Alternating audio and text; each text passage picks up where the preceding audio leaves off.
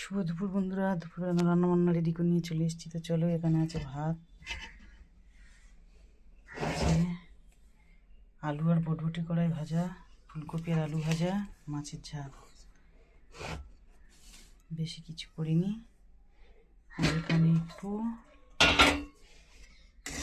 বিকালবেলা নারকেল পিঠে বানাবো বলে নারকেলের ছাই মেরেছি। নারকেলের ছাইটা পুরো নারকেল না পাক হয়ে গেছে রে।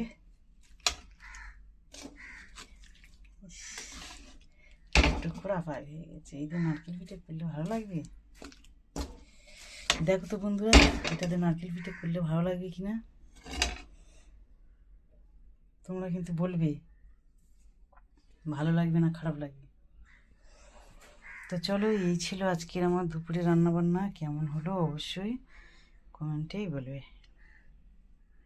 পিঠে কটা করবো, 4টের সময় করব। তো চলো, ডাল আর করিনি।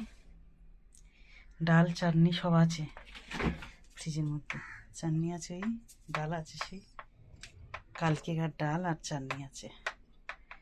তার জন্য আজকে ডাল আর করিনি। ভাজা, 2 রকমের ভাজা করেছি, ফুলকপি আলু, এটা বটবটি করে আলু আর মাছের ঝাল। কালকে একটুখানি শাক বেঁচে গেছিলো, একটুখানি একদম সেইটুকুনো আছে।